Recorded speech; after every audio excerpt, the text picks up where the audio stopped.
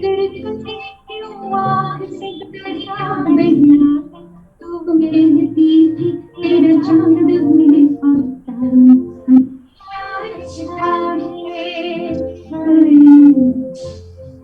प्रीति मेरी बड़ी बड़ी मेरी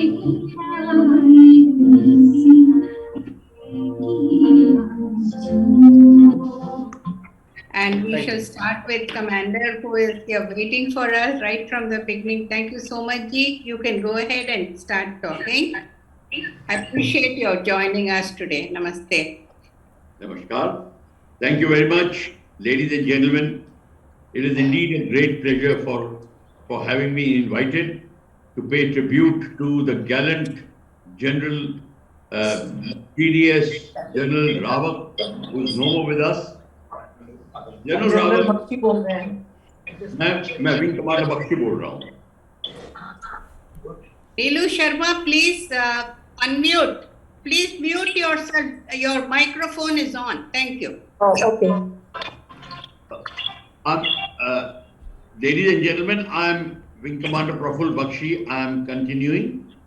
And as I was saying, that it is a great honor for me to be here, to be, with you, to pay homage to our brave warrior, General Rawat, who we lost along with his wife and 14 other gallant officers. And what I would like to tell that General Rawat as a CDS brought in such a synergy and such activity within the Indian Armed Forces, and what he brought in was a very great idea, and which India was waiting for it to happen, and that was bringing in synergy by joint operations and bringing in a concept of theater command. India, as you know, is facing a lot of threat from various sides.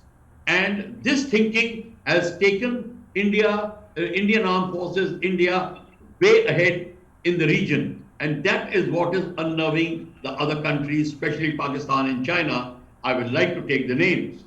But General Rawat's efforts in bringing up not only the armed forces, he also brought up the concept of Make in India.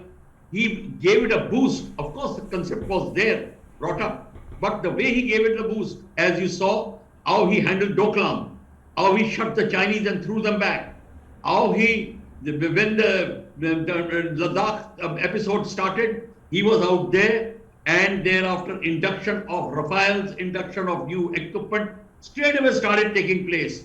The Indian army was so electrified and energized that we took the 7 heights and the Kailash heights on 28, 29 August of 2020. And that is what unloved the Chinese. And there are a number of things he brought out from the field, joint manship, theater command, boost to India spirit, indigenization program, and deployment of the border, and anti-terrorism. He brought up the concept of anti-terrorism. He gave it a lot of impetus and force, and that is why we remember him. But he brought out a very great point, and that was, I had spoken to him earlier one evening, and he said that we must involve our non-resident Indian community in giving a boost to the Indian industry as well as Indian defense industry. Ladies and gentlemen, let me tell you one thing. We have a very large NRI, population around the world. And of course, you call them diaspora, which is a Greek word from diasporin, which means dispersal. Our Indians are dispersed all over the world in very, very strong positions. And that is why we must say that India received $786 billion dollars, and that is 3.4% of its GDP from Indians abroad. So we are not only proud of them, but we are looking forward for this diaspora to make us stronger. Now, question is, NEA has realized that Indian diaspora is in USA 2.7 million, UAE 3.5 million, Saudi Arabia 2.5 million. Now, this great amount of people, this great amount of energy, all willing to help the country, it means we are now sitting in a very strong, we have a very strong weapon in our hand, and that is Indian diaspora. So MEA has made the Pravasi Rishta portal, which was launched, and that way they gave the three-way communication. Previously, there was no communication between the Indian diaspora and MEA, but now it is MEA to Indian missions abroad and Indian mission they catch the Indian diaspora. Indian diaspora is so well organized, as you can see the spirit. They're so well organized that they are ready and willing to undertake any task which is given to them very proudly.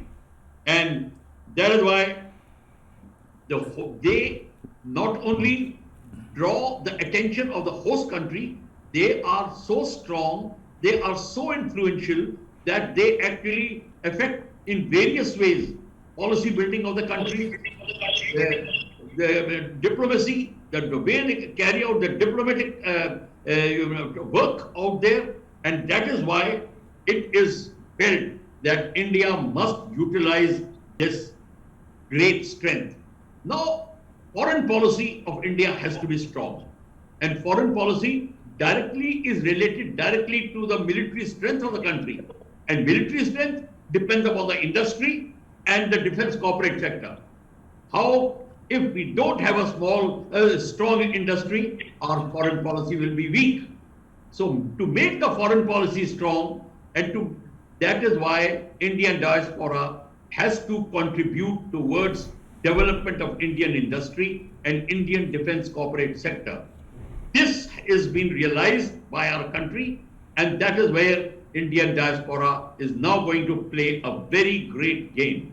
And though there are various ways, but for that, the policy of Indian government must be accurate and good and to the point. And yes, 1955, 1952, when the president first government was there after 47, the policy was non-interference. And that is why Indian diaspora could not be helped. In fact, we suffered in Sri Lanka, we suffered in Myanmar. But when Rajiv Gandhi came, the Indian diaspora got a great impetus and involved in nation building. Shri Atal Bihari brought positive measures. He made a separate ministry to deal with the Indian diaspora overseas. He brought the PIO card, OCI card, NRI funds, voting rights. Now the voting rights aspect, gentlemen, has to be very clear. Indian diaspora should vote freely. There should be no impediment in this. And Pravasi Bharatiya Divas and Pravasi Bharatiya Samman Award will go a very long way. Now the MEA has launched e-migrate system. All foreign employers are there to register in the database. And currently, government has launched a scheme, Know India program, Know Your India program, KIP in 2016, and familiarizes Indian origin youth of 18 to 13 years with their Indian roots. The strong weapon is economic strength, and contribution of the diaspora is through very great economic methods. And for example, you can see 28 million. They are in 2.8 million are there in United States, 1% of the United States population, and the remittance is 70 to 80 billion US dollars. That is a very, very great effort. And politically, the Indian diaspora plays a very great political game. Whether you see in America only, both Democrats and the Republicans both listen to our diaspora, and that is why Prime Minister Modi, when he went there, you saw the reaction of the Indian people. You saw what was the result. But I must say, there are a lot of challenges to this. Of course, foreign policy has to be now reconstructed and redone, and it should be put into a doctrine. Our doctrine should mention that how the Indian diaspora must be made a very strong weapon system in our hands. The challenges come from various countries, various challenges are there. For example, in Gulf country, the diaspora wants a support on welfare issues. In United States, they look for investment support. In Fiji, Mauritius, they look for cultural issues and helping in cultural issues.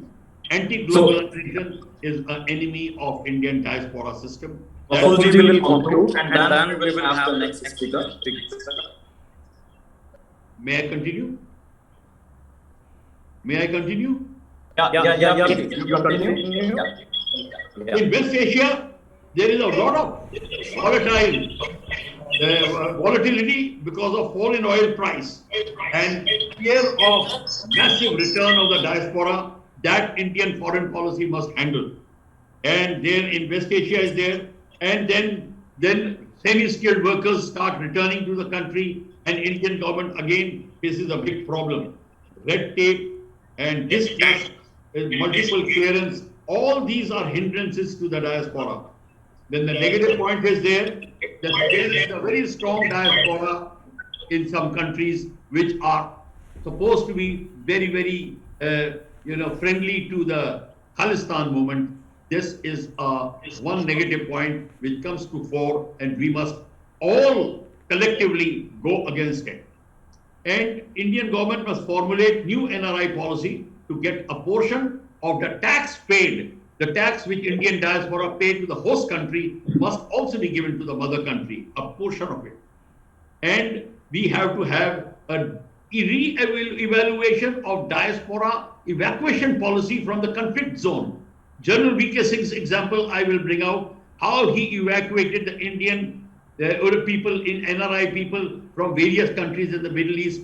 This went as an example, and 26 countries approached India for the services of General V.K. Singh. So we must also think that such a policy, when it comes up, it will help us in a great way. Then the visiting advanced joint research faculty to familiarize a rotation policy means our people of Indian diaspora who are scientists, engineers, doctors, and senior managers should also serve in Indian public sector. They should be allowed to do that.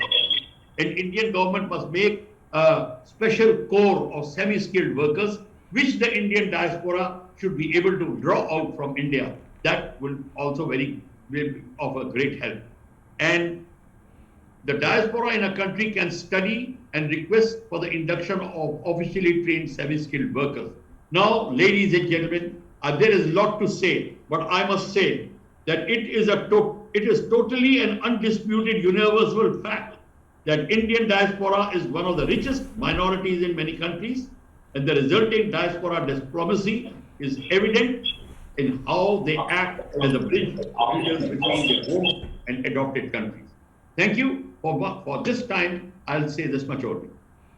I will invite the next speaker, Dheeraj Rathi, a technocrat and business finance expert, alumnus of IIT Bombay, who recently was held for his effort in being a part of volunteer team which built 10,000 bedded infrastructure of jumbo facilities in Mumbai in peak of COVID-19 pandemic. Thank you, Arunji. Just wanted to check if I am audible.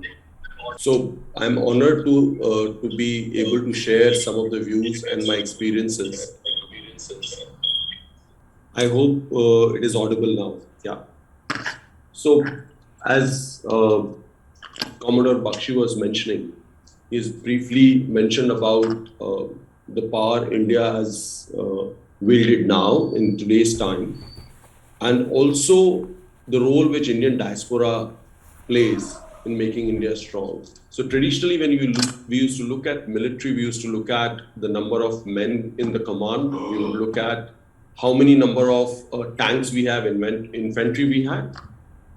And it was sheer numbers and the power which we used to talk about. Then came an era of internet, or let's say in early 2000, where we started defining military power into two forms. One which was the material inventory or material force, which would again go back to numbers, and one which was composite index, which included things like spending power, manpower, energy consumption, iron and steel production, urban population or total population. And that's where the concept of superpowers and middle powers came up. But here I would like to bring notice to my august friends as well as to all the group that in the era and particularly post-COVID, if you look at the power index get measured onto two fronts or two dimensions, one which is resource measures and one which is influence measures.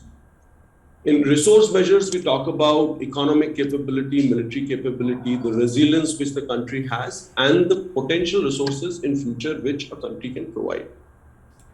While on the influence front, we talk about cultural influence, diplomatic influence, the defense networks, economic relationships, and these are what we call as influence measures.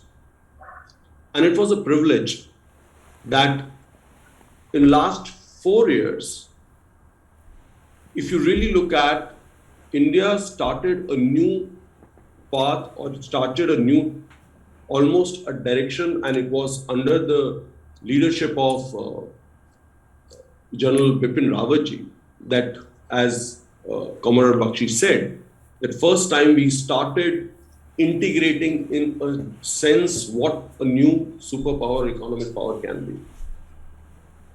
I am a student of economics more than anything else. So if you really look at, I commonly ask a question, what our fiat currencies are backed with? How do we really print money? And to our surprise, and to my surprise particularly, many of big business people also would not realize that it's just a promise. It's not backed by anything which can be mined.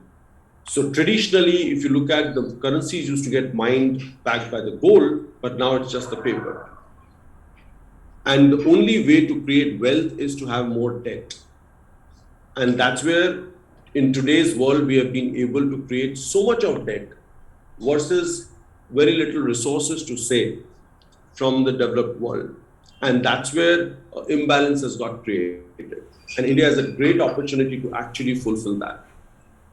If you look at, when we talk about future resources, India will be looked upon on 4 fronts. Health, because the amount, 15% of the Indian population stays, Indian population contributes to overall population, so data analytics and AI would create predictive model of healthcare, and which gets multiplied by our capability to produce pharmaceuticals, our capability to produce biomedical engineering and alternate medicine. There's a huge movement in last 1.5 years which has happened. There's a paper which was provided by World Health Organization that all the alternate medicines which which the world had, may it be Greek medicine or may it be the German system of homeopathy or Indian system, each one of them were actually put aside and they are now coming into forefront. So India would actually play a great role as far as the healthcare is concerned. The second part, if you look at, the future resources comes from the AI, the number of programmers and the IT power which India has. We all talk about the number of CEOs of the global tech companies which we have, but we really understand and realize that the fundamental construct of our country, which is a universe of multiple languages, analytical skills, different cultures and civilization, gives a strong grounding to our youth to prepare a soft power for intelligence, or I would say intuitive intelligence rather than just the intellectual intelligence. And that's where the future would belong to. As we have recently, Elon Musk has said that anything which has to interact with men to men would be done by people and rest all will be done by machines. And for that, it is important that we understand the basic soft power which India has. Is there any disturbance? And last, which I will talk about, India would have a great advantage as far as the cultural influence is concerned. It's not just about when we understand that India has a cult of the media which we produce, the maximum number of movies we produce, the maximum number of languages we have. Bollywood is one of the strong brands post Hollywood. But most importantly, we have our ancient science to back upon. We have the yoga and the philosophy. It is surprising to know that the only pagan civilization which is still existing in the world is in the Indian subcontinent. And that creates a huge cultural advantage for India. Now, the other factors which India has set its path in last 4 years was its ability to create diplomatic influence, ability to create its defense networks. And that was the initiative which was done in last 8 years. I've got a good fortune to work very closely with the current government, right up to the top with Niti Aayog and some of the strategic work which we do. And it gives a lot of assurance that while there can be pluses and minuses, but there is a definite intent towards making India's presence counted at the international forum. And that's what has given that power which India today actually exhibits. Just to give you a very unique example in Mumbai, it was in February 2020 when the COVID pandemic was there and we were given 2 days of notice of the entire lockdown.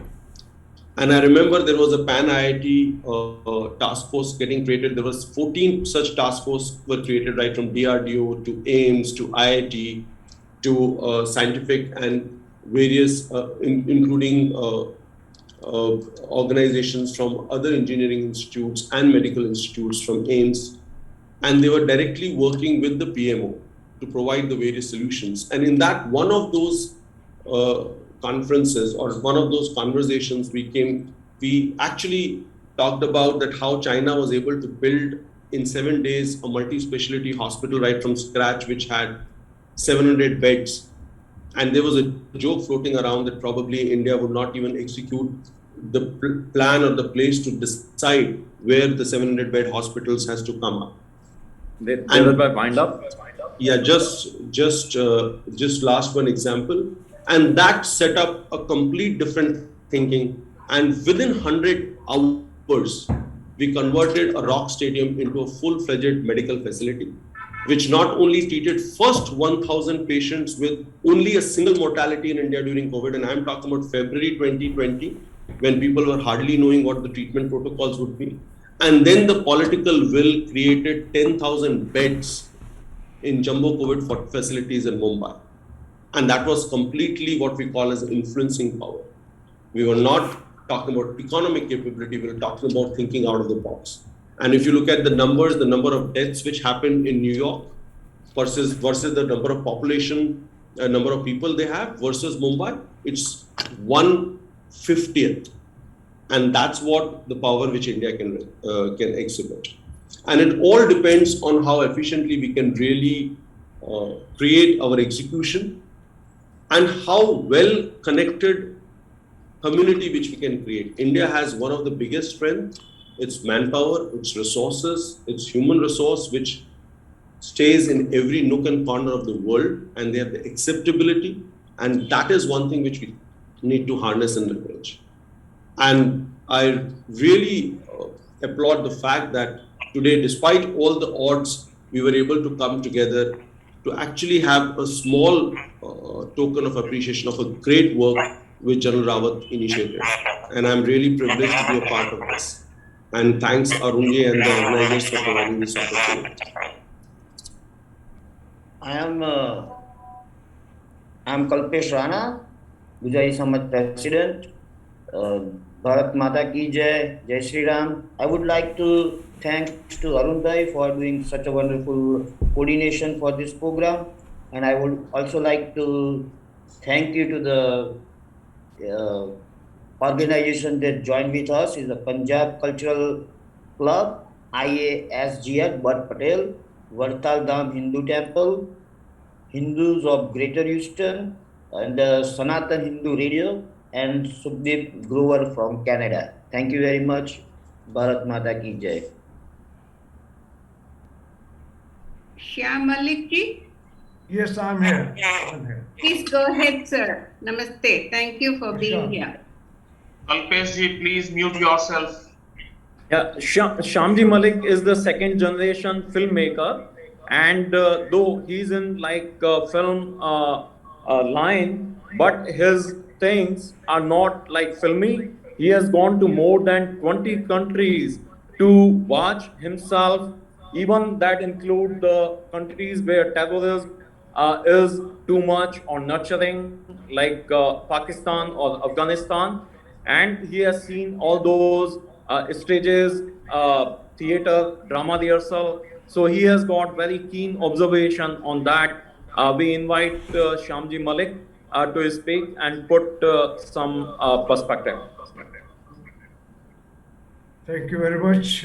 It's a delight for me to be in the August gathering like this and to pay my homage to General Vipin Rawat. Wing Commander Bakshi has not left much for me to say about General Rawat, but going by the outpouring of masses and the grief among the masses, if that is to be a standard, then General Bipin Rawat certainly was treated as a hero, perhaps a war hero. Had he fallen in the war, he might not have got the same amount of respect as he got when he fell from the sky. And General Rawat, the biggest tribute that one can realize for General Rawat is that he now, without having received the rank of a field marshal, he is already there in the club of the field marshals, in the league of Field Marshal Cariappa and Field Marshal Manekshaw. So that's my brief tribute to General Rawat. May his soul rest in peace. Now I'll come to the other area that I specialize in. Now, in my introduction, it was introduced that I had been in the theater. No, when I said the theater of terrorism, it is the area in which the terrorism exists. So I've been in all those areas, most of those areas, where terrorism in any form exists. Sadly, in India, why did the terrorism remain in India for such a long time? One has to ponder why, what happened. Let us understand this. Ever since India got independent, our politicians had always been hoodwinking the population of India, even at the cost of their security and safety, just because they wanted to be politically correct. We never wanted to address cancer as cancer. We were addressing it as TB. And to hoodwink ourselves further, we were even trying to treat that cancer with the TB medications. We never called Khalistani terrorists. We would always say some misguided Sikhs. Same went with the Kashmiris. Same went with the Naxalites. And it was this policy that made a giant out of this small speck which we could have plugged very easily. Mrs. Gandhi, whatever one may say about Mrs. Gandhi, please recall in 1971, when India was fighting the Bangladesh war, at the same time, Mrs. Gandhi used the border security force to crush Naxalite movement in Doaba region of Punjab. And it was a very strong Naxalite movement. Nobody even heard about it because everyone's attention was diverted towards Bangladesh. So Naxalite problem or Kashmiri terrorism problem or all these problems are not the kind of giants that they have become now. Had there been a proper handling, these things would have been nipped in the bud. My compliments to General Bipin Rawat for having changed the policy, India's policy towards the terrorists. Earlier, we wanted these misguided youth to surrender and improve and all. No, the policy of government as India has changed. We have to eliminate them. That's it. And that is the way to handle the terrorism. The second point that I would like to bring to the attention of this August gathering is when it comes to the Western world. You see, most of you are living abroad. Earlier, the Western governments, when India raised the problem of terrorism, they thought it was an Indian problem, and they kept on.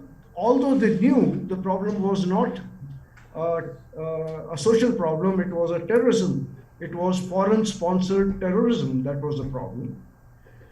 Indian diaspora did help India a lot in voicing all those concerns that they wanted, India wanted them to voice.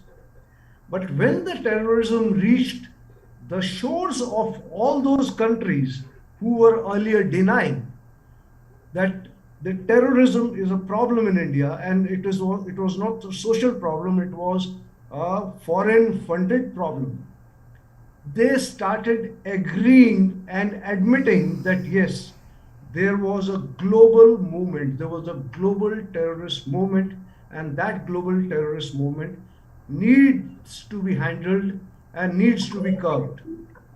So I must compliment the. Sorry, somebody saying something? It's good now. It's good now, Shamji. Okay, should I continue? Yeah. Okay. So all my compliments to the NRI community who have always stood by India in whenever there was an hour of need for India, be it in case of terrorism or in any other case. Now, another thing that I would want all of you to be mindful of is we are looking at the fuel stations, with the delivery points of fuel. We do not have to look at the delivery points of the fuel. We have to look at the refineries and the tankers that are carrying the fuel called ammunition. Arms and ammunition, where do they come from? Where do the terrorists Shamji, winding up. I'll take 1 minute. Thank you. So we have to look at the sources of arms and ammunition. Yeah. Where are they coming from? And this is where vigilant NRI community would play a very major role, because you are there in the countries from where these munitions come. Thank you very much once again. General Bakshi is there, so I would rather leave the stage for him now.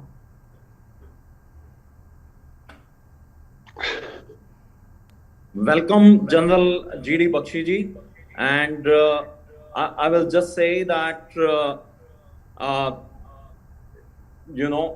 how he has been like someone who has put his entire life for the cause of national pride, a proud officer of Indian Army, not only decorated by umpteen accolades such as Sena Medal, Vishish Seva Medal, Special Service Medal, Sangram Medal, Operation Vijay Medal, Sanya Seva Medal, High Altitude Service Medal, and other than Service Medal, which has decorated his more than 30 years of armed force services. But also, he is a scholar in highest order who had in-depth understanding of ancient culture. Yesterday we were talking about Vedas and all that thing. The great thesis he has done, and science as well as modern warfare, strategy, and much more. He has written a number of books and international paper, and is contributing every moment of his existence for the cause of national service in various forms. it gives me immense pride and pleasure to invite General G.D. Bakshi to address. No time could have been enough for General G.D. Bakshi. As he rightly mentioned, India, Bharat, is on the path of spectacular growth, and we all have to be catalysts in our own ways. And now we have Major General G.D. Bakshi. Can you hear me, please? Yes, Hello. crystal clear, so loud. Can you hear me? Yes, sir, we can. Check, Yes, check. we can. Yes, Bakshi. Hello. Yes, sir, we can hear you. Yes, Gagan, we can hear you. Thank you indeed for that very generous introduction. And may I thank the organizers for giving me an opportunity to interact with such an august audience. We are all here, loss of General Bipin Rawat, former Chief of the Army Staff, and thereafter India's first Chief of Defence Staff, whom we lost in a very tragic air accident just last month. Now, the simple fact of the matter is that his loss, for me in particular, has very many personal overtones. I was posted in the Indian Military Academy as an instructor from the year of the Lord 77 to 77 to 810. And it was at that time that General Bipin Rawat was there. Bakshi ji, general GD Bakshi ji, आप अपना video on करेंगे? We like to see you also.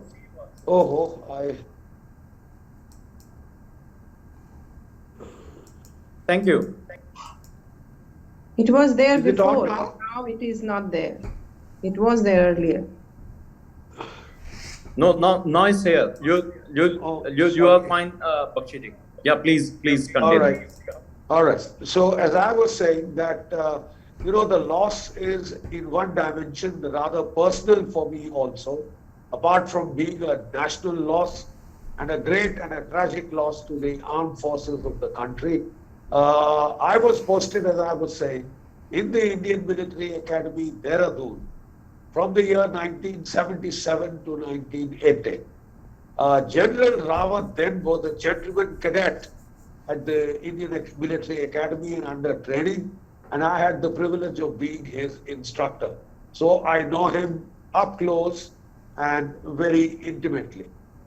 The simple fact is that he was cut out for great things, as was evident from the fact that he got the Sword of Honor at the Indian Military Academy. He stood first in the Order of Merit of the passing out course. And we knew then that he was cut out for greater things. He lived up to his promise. He was very lucky, I would say, that he had a series of combat assignments. And he performed with credit in each one of them. He had repeated tenures in Jammu and Kashmir on the line of control, as a brigade commander on the line of control, then as RR commander, sector commander, then a divisional commander, again on the line of control, and then he was a corps commander in the Northeast insurgency. He had a very narrow brush with death. Even there, he had a helicopter crash from which he survived, and he quipped then that it will take more than a simple helicopter crash to do me in. He was very lucky the first time around. Unfortunately, we lost him with the second helicopter accident that we tragically cut short a brilliant career.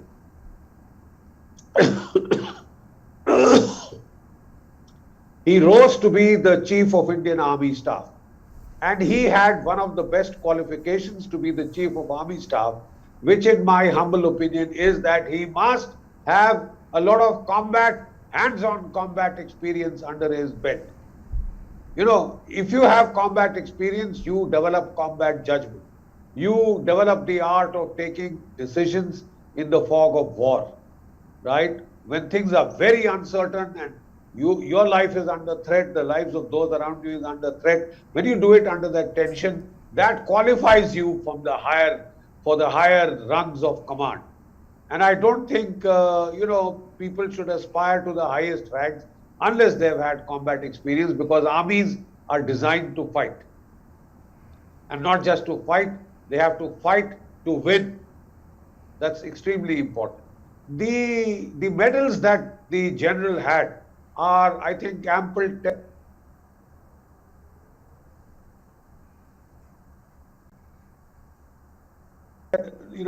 his military acumen.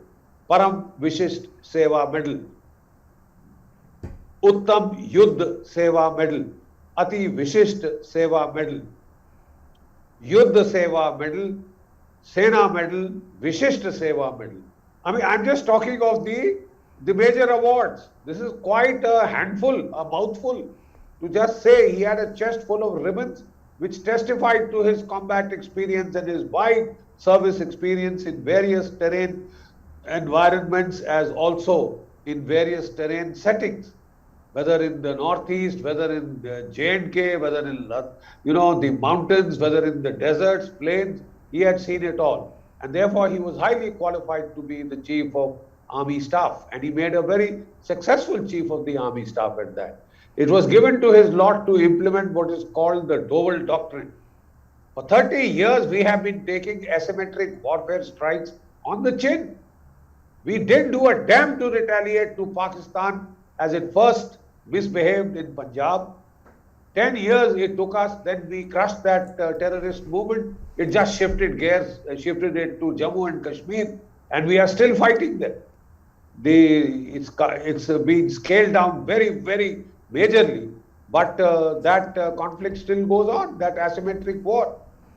The Pakistanis did the 26/11 mass casualty bloody strike, with 165 citizens killed, and prior to that they had done the 1993 strikes, in which there were 750 killed and so many more wounded. So, I mean, India did nothing in retaliation. Now, for the first time, when he was the GOC in the northeast, the Corps commander, he hit back into Myanmar. He launched the first trans-border raid. At that stage, Pakistan said, oh, you can do it against Myanmar. Try doing it to us. And sure enough, after the Uri terrorist incident, the mass casualty strike on one of our brigade headquarters, India hit back across the line of control with its special forces, which went in about 3 kilometers deep.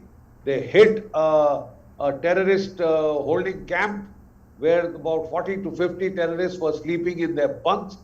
They shot them dead there and there.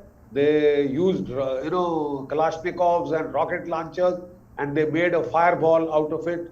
And they came back without a scratch. There's only one boy who was injured in the minefield while coming back. And it was a highly successful trans-border strike. And it was like a shot across the bow. It put Pakistan on notice thus far and no further. Beyond that, you proceed at your own peril. For every one strike that you do on our soil, well, you kill one and you will lose 10 on your side. You kill 10, you will lose 100 on your side. This was the kind of a message sent across by this hot pursuit operation. And then, of course, Pakistan was quiet for about 3-4 months. And then again, it's resumed that maybe this was a one-off and India would go no further than such a small scale, tactical scale strike. So it did the provocation in Pulwama. And the moment it did that, India decided to hit back and hit back hard to escalate. And this time we sent in 12 Mirage 2000 fighter bombers with the Spice beyond visual range, kind of missiles and petrol jelly missiles, which hit the terror training camp at Balakot and killed about 250 to 300 of the terrorists who were under training there, who were soundly sleeping at night. They were incinerated by a very, very neat this thing which is designed to avoid collateral damage and do pinpoint attack. Pinpoint attack. A highly successful strike. And for the next 22 months, Pakistan kept quiet. Even when we, removed or we rescinded Article 370 and 35A, Pakistan just made pro forma noises because it was nearly worried that its nuclear bluff had been called. India would not be deterred by nuclear threats and nuclear blackmail. India would hit back and hard, and India was prepared to risk escalation. That shook Pakistan up. And let me tell you something which you may not have heard before today. China intervened in Ladakh just to reassure Pakistan that it was not alone, that it should continue the asymmetric provocations against India, that it should keep India off balance, and that China would come to its assistance. It should push come to shove should India retaliate. And that is why it did the Ladakh intrusion. That is why it carried out a major intrusion at a time when the whole world was reeling with the bad coronavirus. Right? That is the time China chose to get aggressive. Gun for gun, tank for tank, aircraft for aircraft. And then we soon, created overmatching forces in that theater. There was that physical clash at Galwan, where we lost a colonel and 19 other ranks, but China had over 100 casualties, which it tried to hide, obfuscate, play down.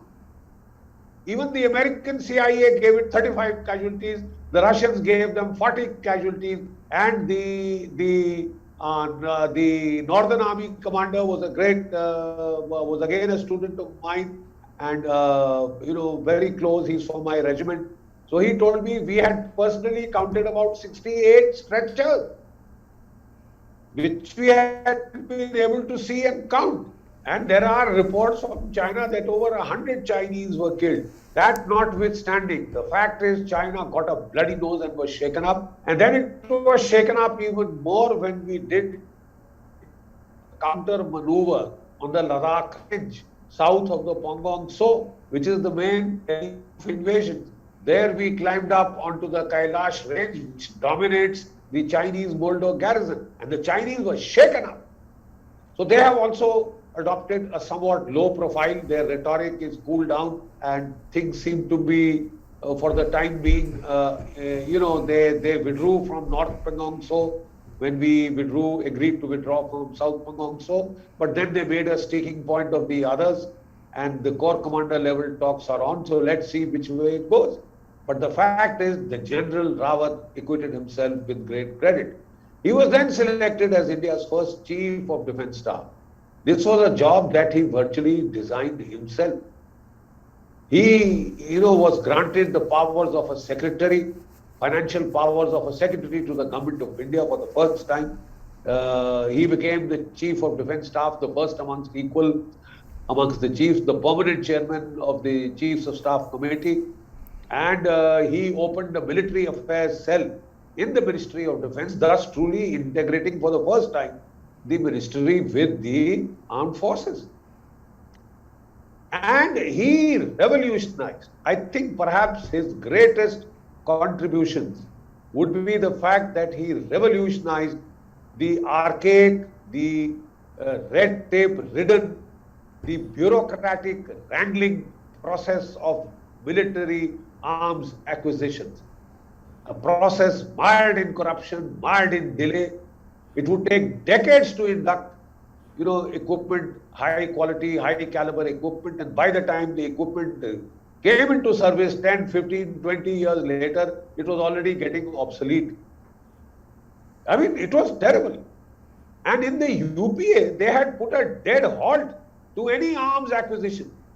They had gone back to rhetoric, Gandhian rhetoric, and they felt that the nuclear umbrella was now enough and there would be no further wars and nothing. Brave new world had come in, and India would be able to, do without fighting any wars. And they did not want to fight any wars. And one of the best ways was to keep the Indian armed forces, under-equipped. In 10 years of UPA, not one fighter aircraft was purchased. That is when the MiG-21s were all falling out of the skies. They were 1960s, 1970s technology, and they were being driven. They are still being used in the Indian Air Force. They were falling out of the skies like 9 pins, and yet they would not buy any fighter aircraft. All they wanted to buy was 12 VVIP helicopters, which even the President of the United States had found too expensive. And here they wanted not 1 but 12. But they couldn't give a damn about the rapidly declining strength of the Indian Air Force. The critical war winning factor in any modern war is the air power. Their callous neglect of air power cost us very dear. Callous neglect of the submarine arm, callous neglect of acquisition of more aircraft carriers. I mean, this was a bit of a disaster. Thank God when, you can make out the change that in 2020, when the Chinese misbehaved in Ladakh, within a matter of 2 to 3 months, Vipin Rawat was able to buy 3 squadrons of fighters from Russia. 1 Su-30 squadron and 2 MiG-29 squadron. Now you are finding that he's been able to acquire the M777 American lightweight howitzer, 155 millimeter. He was able to acquire the K9 Vajra self-propelled, guns on tank chassis. 100 of these have been inducted, and the indigenously made Dhanush 155 millimeter medium gun has been coming in. The light combat aircraft is getting entered squadron service, and we are going to get the improved versions of this aircraft. And then we have gotten this year the S-400, which is a game changer for South Asia. Let me explain to you that against Pakistan, the Russian Triumph S-400 is a game changer. It can look 600 kilometers deep for surveillance and target acquisition. It can engage target at 400 kilometers. That means sitting on our side of the border, we can shoot down any Pakistani airplanes that will take off from Sargodha, from Peshawar, from Karachi, from wherever. We can just acquire air superiority just by using these missiles. We can do what is called anti-access area denial, A2AD. This is a game changer, and Pakistan will have to think 10 times before it provokes India again. So the moment these 5 regiments come in, the first is already in and it is getting deployed in the Punjab, but the moment the other come, all this credit goes to Bipin Rawat. Then Bipin Rawat was working on the Joint Theatre Commands. He had a very ambitious target that he wanted to reduce our 17 single service theatre commands into just 4 tri-service commands. It was a major across the board change. Now you see, most armed forces are very conventional, very traditional, very hidebound, especially the army. They don't change easily, and there are some structures like the division, infantry division, which has been carrying on from the times of Napoleon. It's still there on the battlefields. They fought World War I, World War II with those same division kind of orchestras of all arms components. But he was a great change agent. He was in a tearing hurry to change. In fact, some of his compatriots felt they were a little worried by the pace of change, the scorching pace of change he had set up. They said it's fine to carry out to be change oriented, but at a time of maximum threats, if you carry out too much change in a very short time, you generate a lot of organizational turbulence. And therefore, the Cassandras of doom were horrified. They said the threat from China, threat from Pakistan, threat from Turkey, threat from Taliban, threat from the Maoists and Jihadis is at its peak. Is this the time to carry out such across the board sweeping reforms? Such changes, they generate organizational turbulence. So maybe we should do it, make haste slowly. But he was, one great quality that he had was the courage of conviction, and he was dead set on doing these reforms. You see, inter-services integration is a very thorny problem in almost all armed forces. In the United States, the US Senate, by the Goldwater-Nicholas Amendment, had to ram jointness down the throats of the Army, the Navy, the Air Force, and the Marines. The political establishment had to ram it down the throats because the services were squabbling, there were turf wars, etc., etc. In the Indian case, the Indian political establishment has very little hands-on knowledge of the armed forces and how they function. I mean, there are hardly any, there are, except for General V.K. Singh, there is no military man in the Indian cabinet, and there has always been a lack of military people in the Indian cabinets, political cabinets. So they don't have the experience and expertise that the American Senate has. Most of the American people have, because of conscription, they had served in the Vietnam War, Korean War, etc., etc. They were highly qualified, and they have developed a very competent civilian bureaucracy in defense. Whereas our bureaucrats are still birds of a passing feather. I mean, they'll be in the animal husbandry ministry, the dairy ministry, and tomorrow they'll be in defense. So they are very generalists. They are not, we haven't been able to create a military bureaucracy or a defense-oriented civilian bureaucracy. So it was General Rawat to whom it was left to enforce that jointness, and with the backing of the government, he sort of ran roughshod and he tried to Baldegon change to the extent of making some people a little worried. In fact, even I had at one time advised him not to reduce 17 commands to just 4 commands in such a tearing army.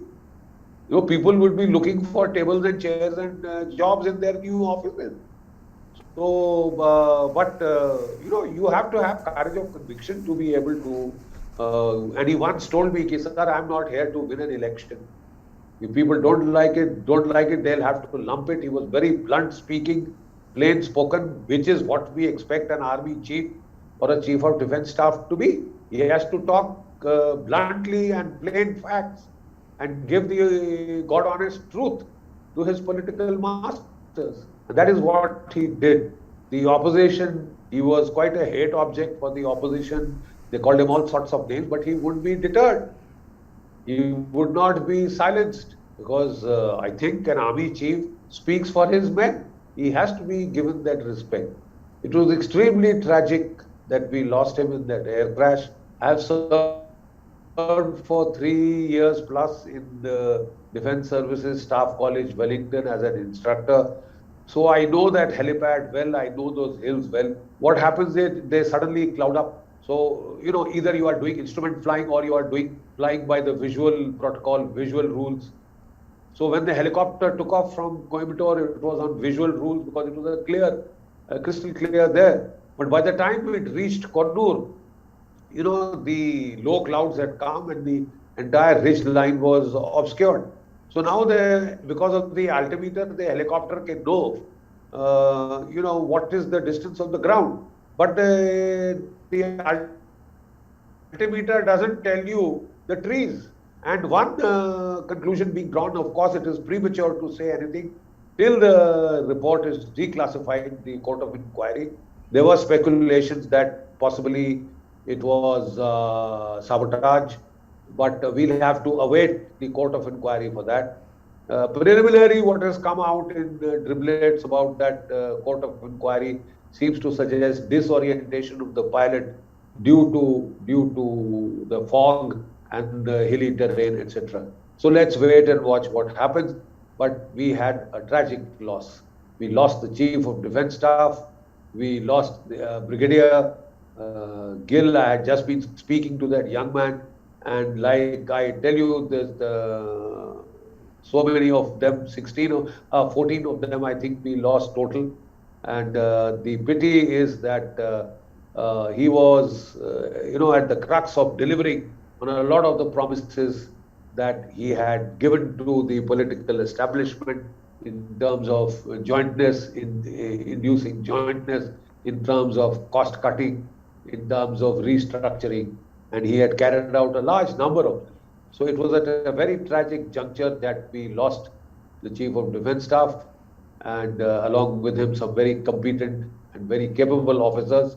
And we also lost Madhulika Rawat, the poor lady. She was so down to earth, so gracious, so graceful, and so compassionate, so approachable she was.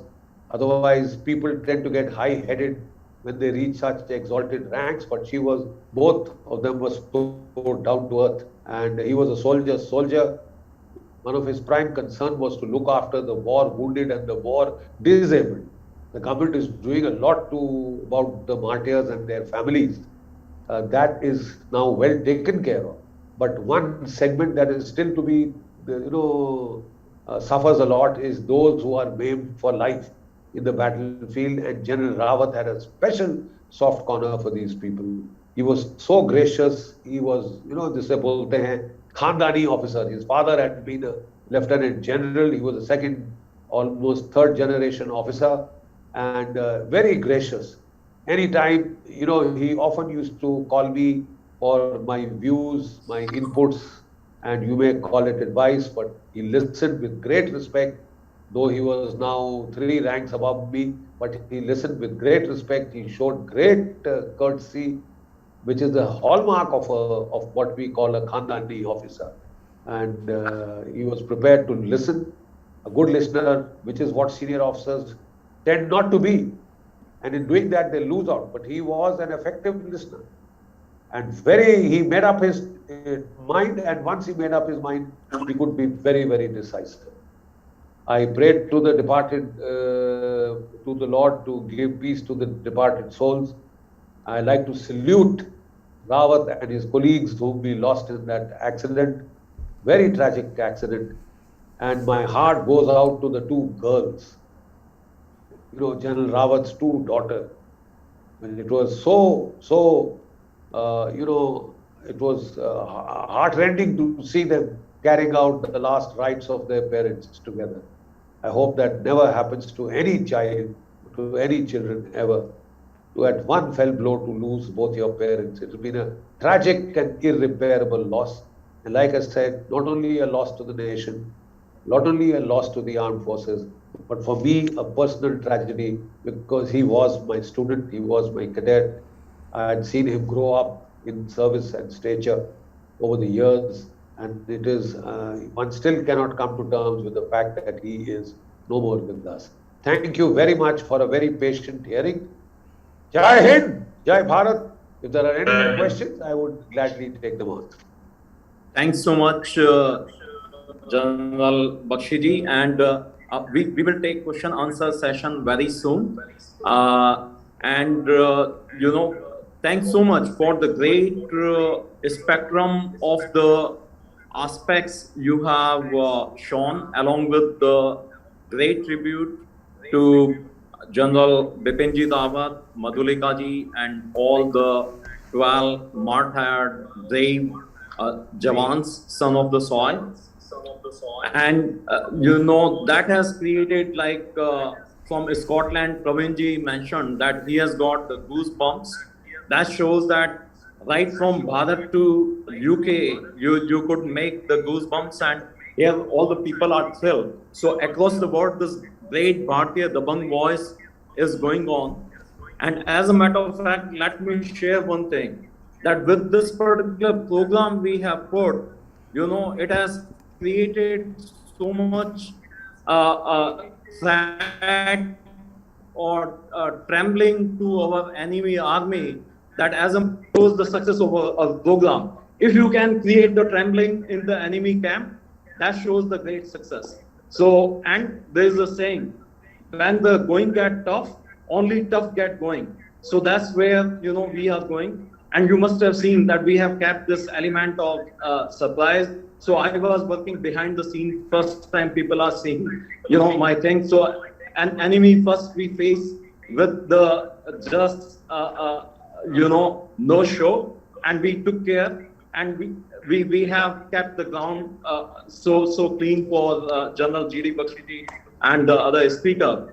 Now I will first request Hariji Iyer to thank our some of the organizations, and then I will call next speaker. Hariji Iyer, please unmute yourself. Arun bhai, can you hear me? Yes. May I have your kind permission to just start for 30 seconds and thank General Bakshi before that? Sure. Yeah. General Bakshi ji, namaskar. I'm sure you don't remember me, but I met you at the Udupi Sri Krishna Vrindavana temple in Houston, Texas, along with Dr. Bimal Talati about 2 years ago. You're an inspiration to us, sir. You're an inspiration to us. You're the only person in this group that can say, I taught General Bipin Rawat, and that is an honor. You represent to me a mixture of the great, beyond your passionate self. I recognize in you a mixture of Kautilya and Dronacharya. So, I mean, I'm not saying this lightly to be gratuitous. People like you are the people that make our defense forces so great. So we are honored to be in your midst, and we thank you so much for your walk, for your speech. With that, I will not take any more time and thank the following groups that have been part of today's function. Thank you to Arunji, first of all, for putting this together, then followed by National US India Chamber of Commerce, Jain Associations of North America, IAPACGH, Swarna Mahasangh, Nanavati School, Ravindra Jyotsna of Indonesia, founder of Indonesia Maheshwaris, Pashupati Gaushala in Kathmandu, Shri Gagan Batra of Restore Hope, Restore Life for Humanity in Houston. Hello. Can whoever it is that is speaking mute themselves, please? Thank you. Varsha Dahad of London, Houston HumTumDesi.com, United Sikhs, J International Corporation, MMUK, Ashwin Dave, Neelam Mulchandani, Prabhudas Ajmera, Madanji Luthra, a stalwart of our Houston community, Prakash Ji in Pravasi Bharatiya Samaj, Manish Maheshwari, Kishore Bhai UK, Ravi Jain, music director of Main Bharat Hoon, Rajesh Samani in Dubai, and of course our Ken Matthew, Mayor Pro Tem Stafford, Texas, a suburb of Houston, Texas. Again, General G.D. Bakshi ji, it is our pleasure and our honor to be addressed by you. Thank you. Now, our second last panelist of the day, and for sure a true son of soil, who personifies patriot Indian Bharat, Bhartiya out of Bharat, is Dr. Jain Pansari. One thing while interacting with him, I got to know what is fundamental difference between Bhartiya and non-resident Indian, given that Bhartiya Bharat में रहते हैं और भारतीय जो NRIs हैं, भारत उनके दिल में रहता है. So someone who inspires contribution for Bharat, India in every action. A dental surgeon from Mumbai served for 27 years in Indian Armed Forces, Medical Corps, and served from hinterlands of Agra to remote areas of Nagaland. Dr. Jain Pansari. Now we will have our own from Houston, Energy City Houston, with great energy, Balaji. And Balaji has served 2 decades in army and as a veterinary expert, and then later on for he took retirement after having the colonel designation. Now he also got 1 Star Medal, and later on now on his name there are some award in the army which is given every year along with some cash award. Also he has served for 30 years some veterinary clinical organization, and he has been at the various high responsibility posts. He currently held responsible positions for professional, for social and religious organization. It's great to have him, our own from Energy Houston, Balaji. I invite Shri Balaji. Thank you so much. I think I have unmuted myself. Yeah. Am I audible? Can you hear me? Yes. Okay, wonderful. Well, I first of all, I must thank Dr. General Bakshi because his talk was very revealing and he really brought out many of the qualities and the points, which of course, I being over 91 years and I left the army in 1973. So a lot has changed and our only news comes from listening to such experienced and learned retired officers or serving officers. But I think he touched every aspect. I did some research, did some studies and found out that General Rawat, of course, was a very, very outspoken general. He would not mince his words, whether anybody liked it or not. So that was a great quality. And not only that, I think above all, he was a patriot. He wanted to be self-sufficient so that we should be not dependent on the, foreign equipment. As far as possible, we should be able to be self-reliant. And I think another great point which I noted was that he wanted more submarines for the Navy because he believed that anything on the surface is picked up by the satellites and could be knocked off by missiles. So if we are having some of these latest submarines, that will be a very big advantage to the services. And of course, the last war I saw was the 1971 war. I was in Punch. Incidentally, talking about Punch, it brings back a very sad moment.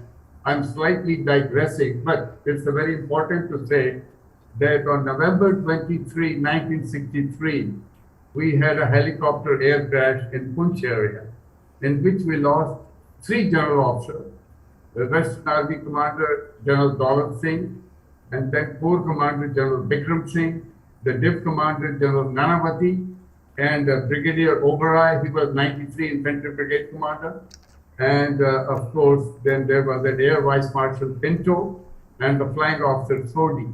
All of these people got perished in the chopper accident. And unfortunately, their news was slightly overshadowed because about the same time in America, President Kennedy was assassinated. So those news got on the front page, and these news were of course on the front page, but towards the end. So that was a very, I should say, changing policy event, unfortunately, like a bombshell. And that is when in the parliament this matter was discussed and policy was made on the VIPs traveling together. They should not be putting all the eggs in one basket, as they say.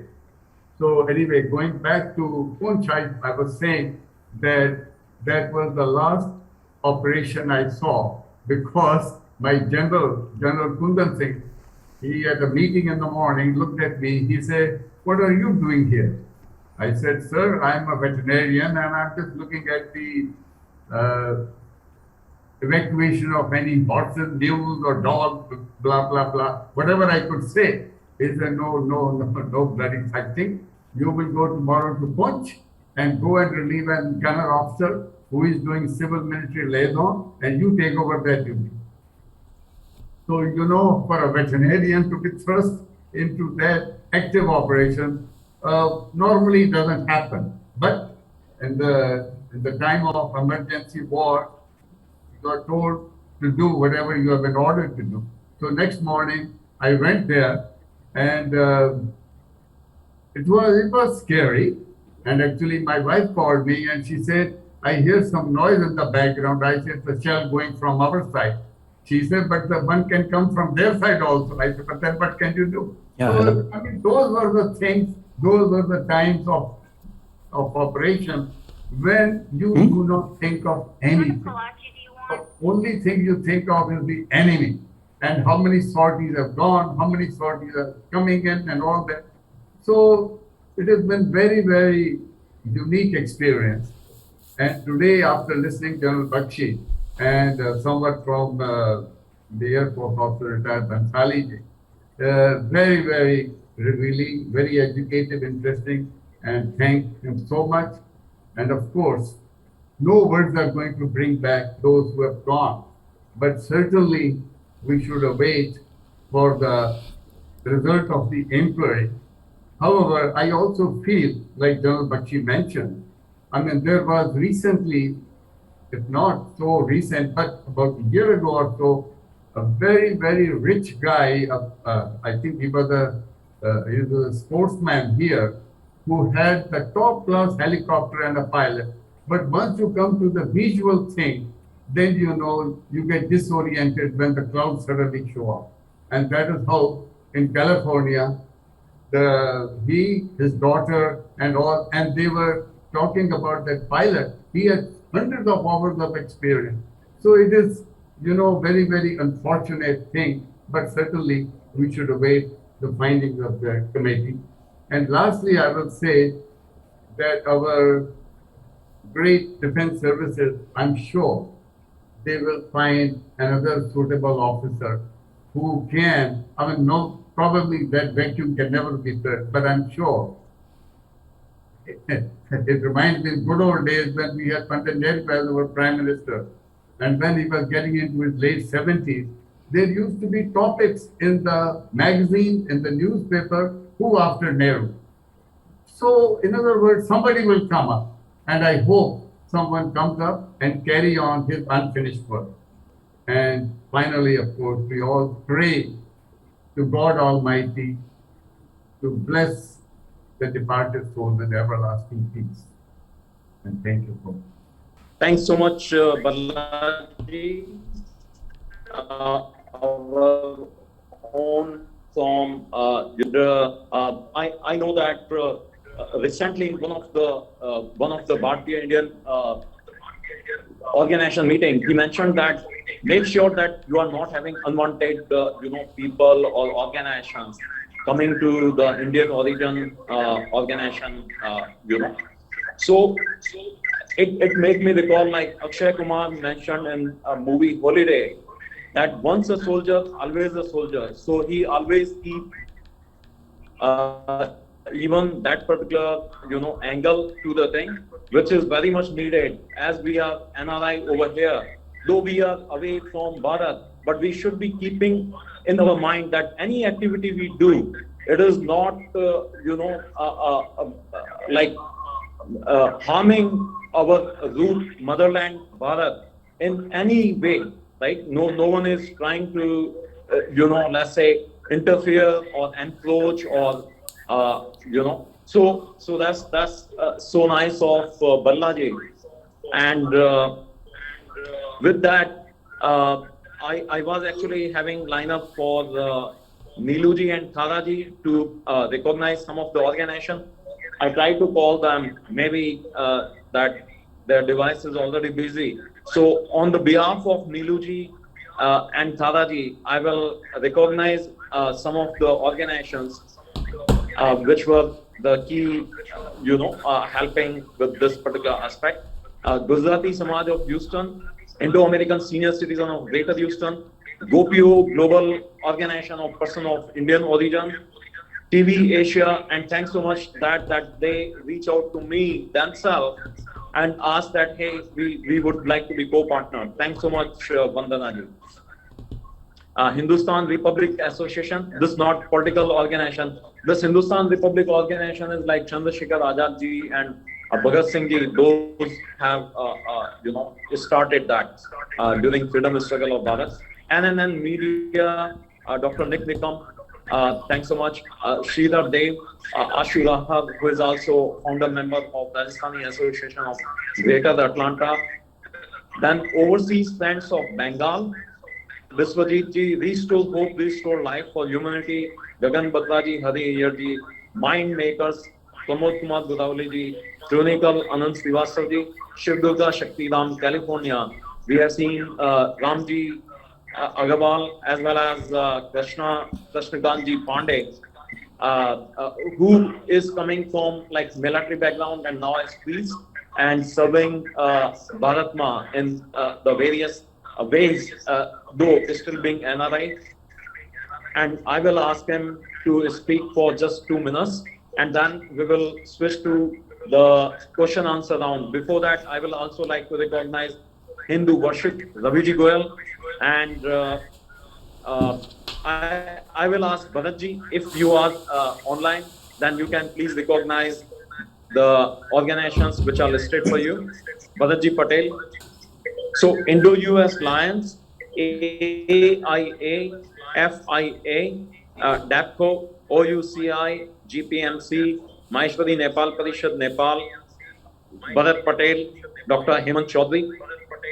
And we are so proud for AIA and FIA. We know that when some so-called celebrity was coming to Houston to celebrate Pakistan Independence Day after Uri attack, and along with Houston, many Bharatiya Indian organizations, the Chicago organization also protested that.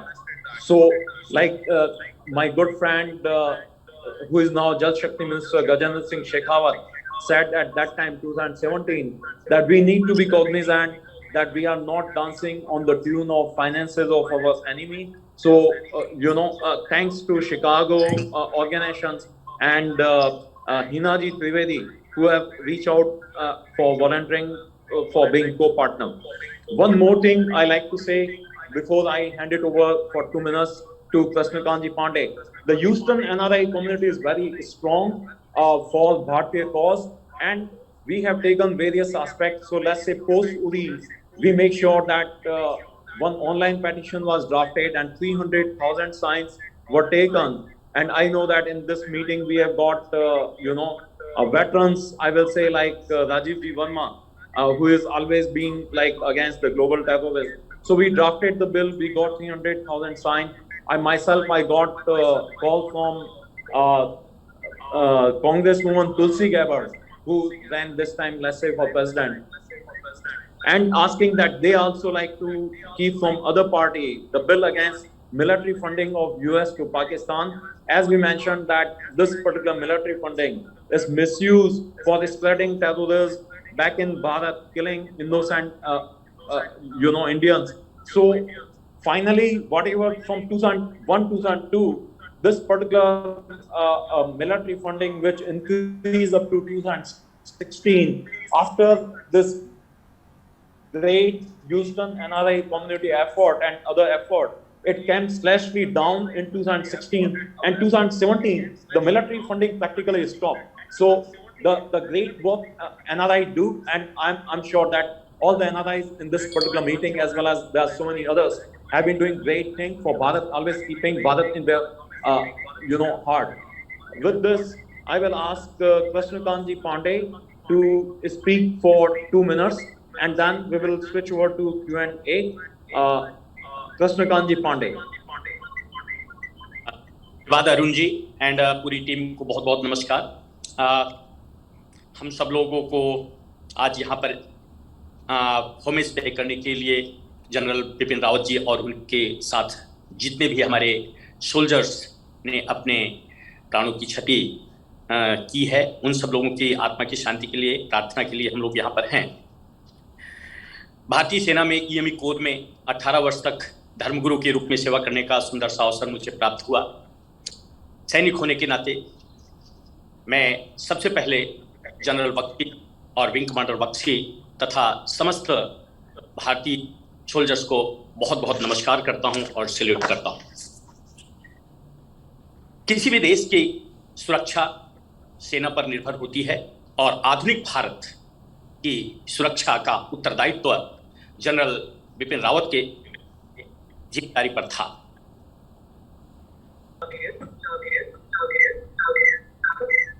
राष्ट्र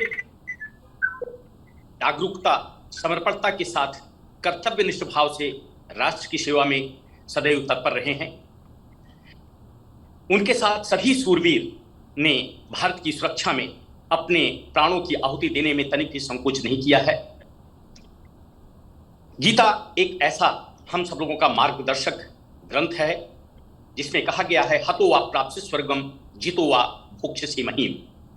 राष्ट्र की सुरक्षा में यदि हम अपने प्राणों को भी न्यौछावर करते हैं तो स्वर्ग परमेश्वर तथा समस्त देवी और देवता उनके स्वागत करते हैं। और जितो वा भोक्ष्यसि महीम, यदि राष्ट्र की सुरक्षा में हम अपने राज्य के संचालन के साथ अपनी जिम्मेदारियों को निभाते हैं तो यश और कीर्ति स्वतः आगे बढ़ती है। इसी को हमारे धर्म ग्रंथों में कहा है प्रादुर्भूत ददातु में, वही उसकी कीर्ति अमर हो जाती है जो राष्ट्र के प्रति समर्पित भाव से अपने कर्तव्य का पालन करता है। मैं इतना जानता हूं कि जनरल बिपिन रावत के माध्यम से समस्त भारतीय सेना पूरे राष्ट्र की सुरक्षा के प्रति पूर्ण रूप से समर्पित भाव से कर्तव्य का पालन कर रही है।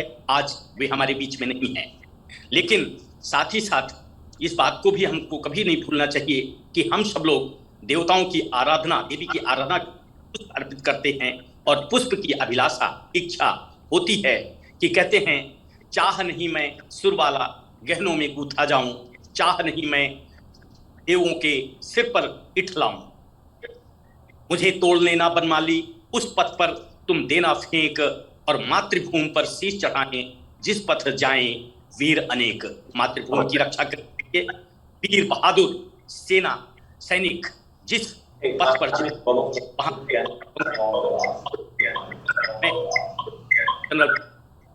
और उनके साथ समस्त भारतीय शूरवीरों को आप सब लोगों के माध्यम से यह पुष्प उन्हें श्रद्धांजलि के रूप में अर्पित करता हूं। धन्यवाद। भारत माता की जय। जय हिंद। वंदे मातरम।